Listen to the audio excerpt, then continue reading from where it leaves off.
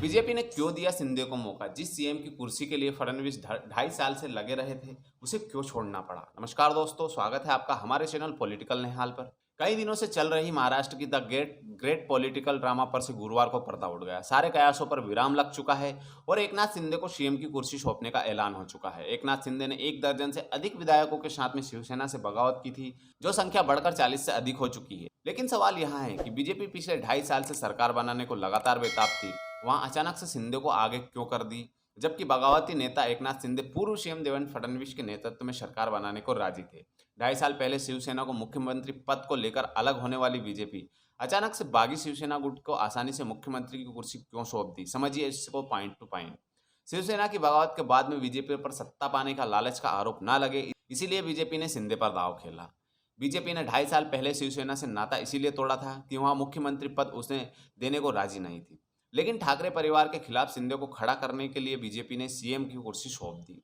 शिवसेना से विधायकों ने बगावत तो कर दिया था, लेकिन अभी भी उद्धव ठाकरे और उनके परिवार से महाराष्ट्र की जनता का लगाव है। बीजेपी का मुख्यमंत्री होने पर जनता की सहानुभूति संभव है कि शिवसेना के नेता उद्धव ठाकरे से जुड़ती।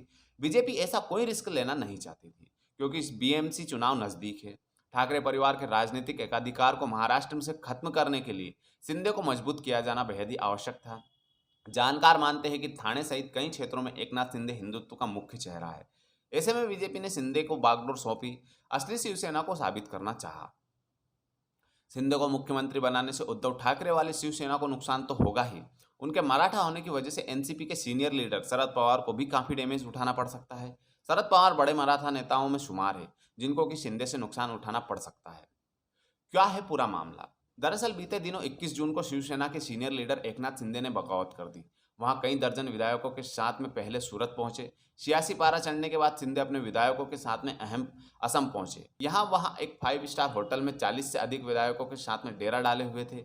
शिंदे के पास में शिवसेना के 40 बागियों व 10 अन्य का समर्थन होने का दावा किया जा रहा है। शिंदे ने 24 जून की रात में वडोदरा से अमित शाह व फिर देवेंद्र फडणवीस से मुलाकात की है।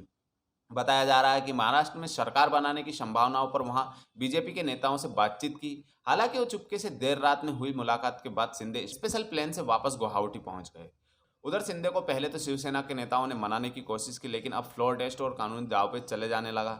दरअसल शिंदे की बगावत के बाद में उद्धव ठाकरे ने सारे बागियों को वापस आने और मिलकर फैसला करने का प्रस्ताव दिया। उद्धव ठाकरे की ओर से प्रवक्ता संजय राउत ने भी यहां कहा कि अगर एनसीपी व कांग्रेस से बागी गुट चाहता है कि गठबंधन तोड़ दिया जाए तो विधायक आए और उनके कहे अनुसार किया जाएगा। लेकिन सारे प्रस्तावों को दरकिनार कर जब बागी गुट बीजेपी के साथ में सरकार बनाने का मंथन शुरू किया तो उद्धव ठाकरे गुट सख्त हो गया। बुधवार को उद्धव गुट को सुप्रीम कोर्ट ने झटका दिया। कोर्ट ने फ्लोर टेस्ट रोकने से मना कर दिया। इसके बाद में मुख्यमंत्री उद्धव ठाकरे ने इस्तीफा दे दिया।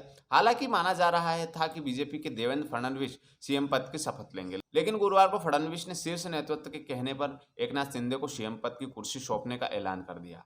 इसके पहले राज्यपाल ने मुख्यमंत्री पद के उद्धव ठाकरे का इस्तीफा मंजूर कर लिया।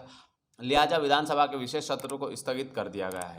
अब फ्लोर टेस्ट नहीं होगा। बता दें कि 11 बजे से विधायक में फ्लोर टेस्ट होना था। इससे पहले बुधवार को सुप्रीम कोर्ट द्वारा फ्लोर टेस्ट कराने की हरी झंडी मिलने के बाद उद्धव ठाकरे ने मुख्यमंत्री पद से इस्तीफा दे दिया।